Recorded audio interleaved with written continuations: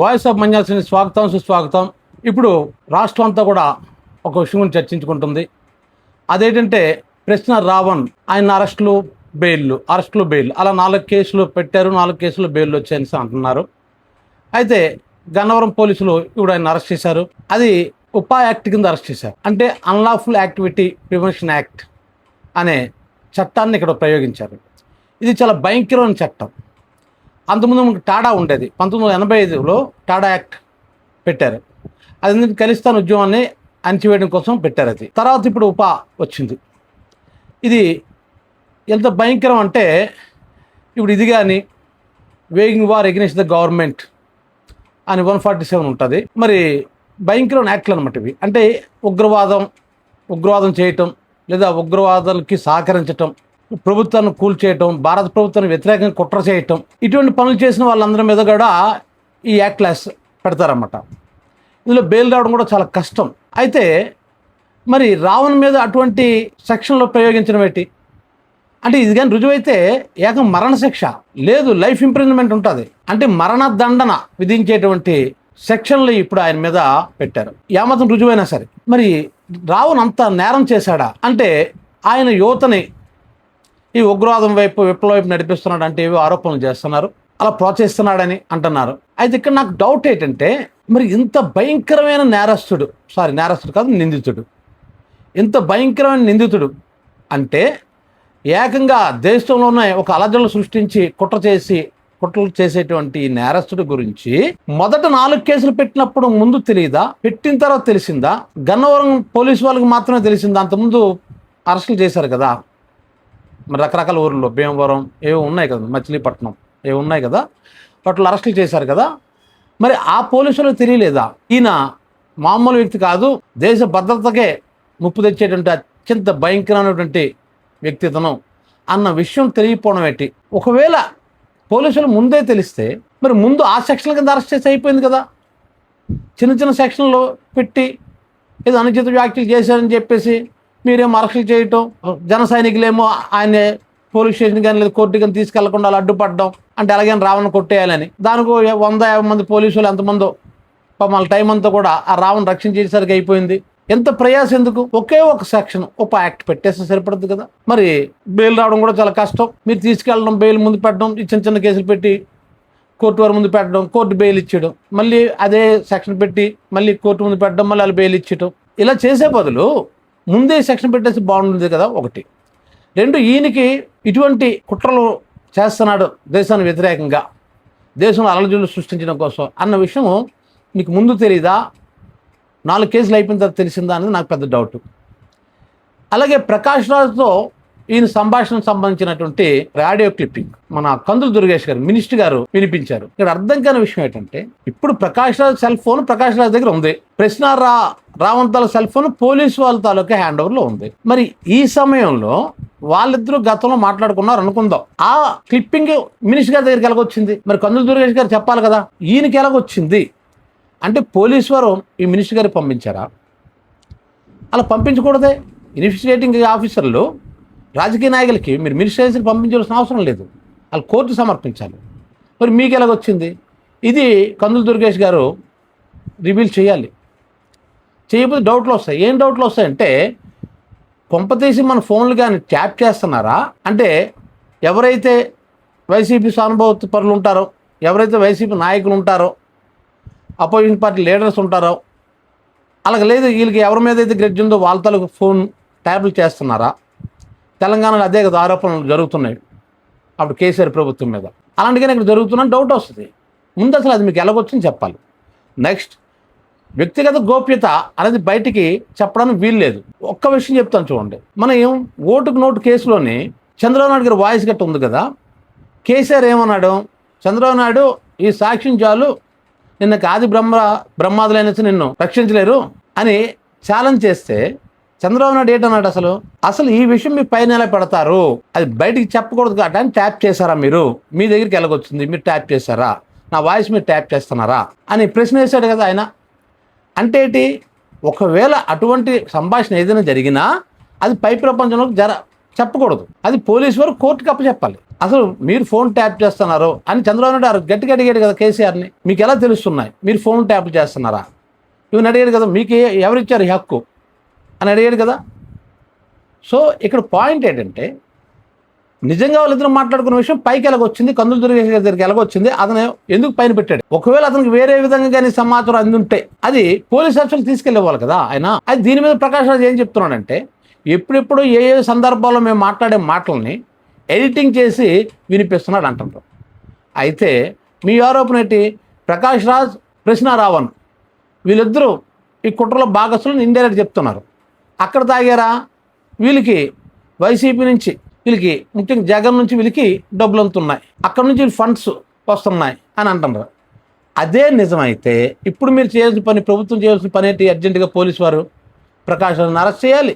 మరి దీని అంతటి ఫండింగ్ ఇస్తున్నటువంటి జగన్ని కూడా అరెస్ట్ చేయాలి కదా. ఇదే ఉపా యాక్ట్ కింద చేస్తారా? అంతే కదా. మరి ఈ కుట్రలో వాళ్ళు కూడా భాగస్వాములు అవుతారు కదా. మరి జగన్ ఫండింగ్ ఇచ్చాడంటే ప్రకాష్ రాజ్ వీళ్ళిద్దరు కలిసి చేస్తున్న వర్క్కి, వీళ్ళిద్దరు చేస్తున్న కుట్రలకి జగన్ ఫండింగ్ ఇస్తే మరి ఉపా యాక్ట్ కింద జగన్ కూడా అరెస్ట్ అవ్వాలి కదా.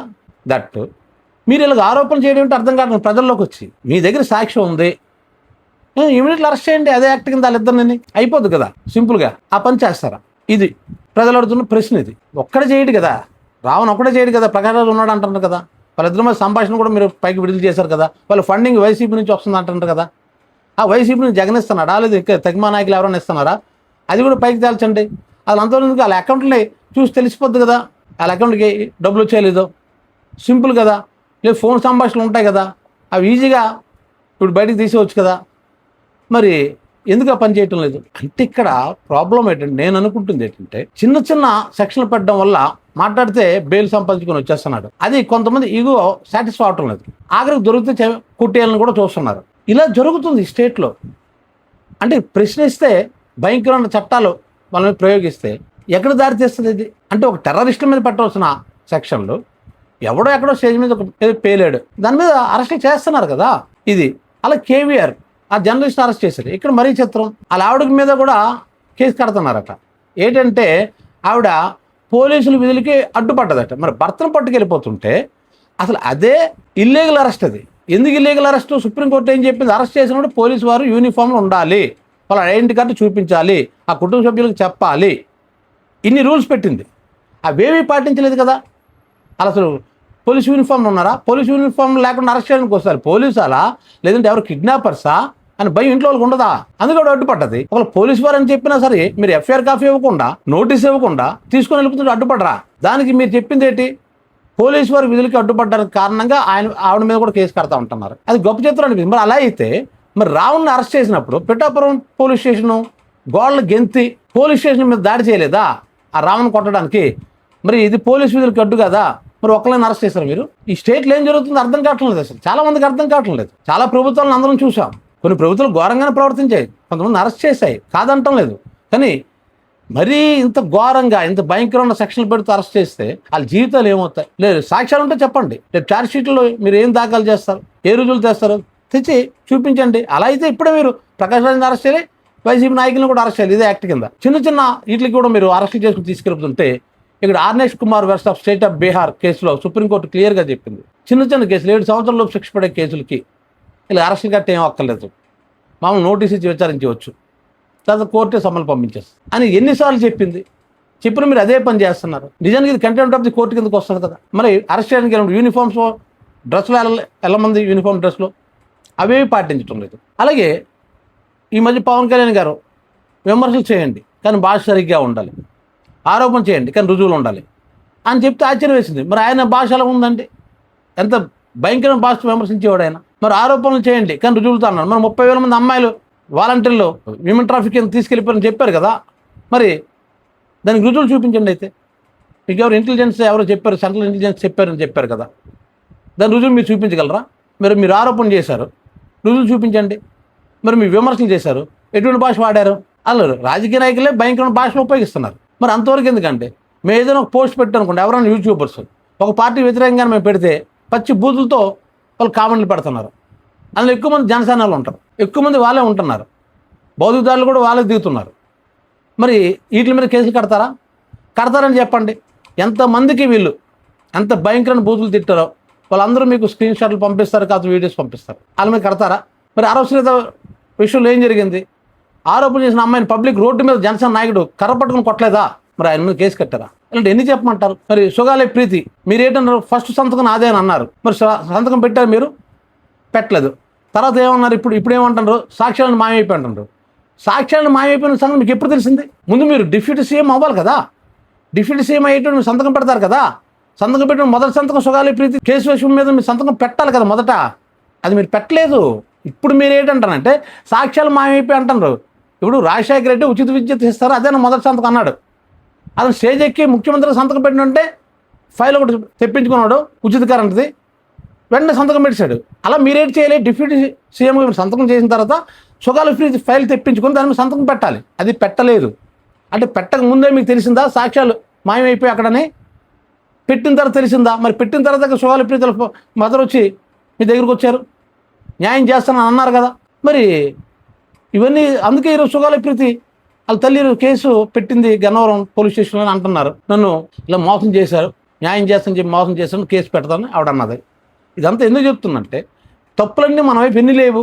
ఇవన్నీ కూడా మనం సెక్షన్ వేసి కేసులు కట్టాలంటే అది రాజకీయ నాయకులు సగం మంది, అన్ని పార్టీలకు సంబంధించి ఉంది నేను అంటుంది, సగం మంది ఈ యాక్ట్ల కింద లోపలికి వెళ్ళిపోతారు. అసలు జైల్లో చాలా మనకి ఎవరో ఒకరు ఎక్కడో ఒకదో నోరు జారుతాం.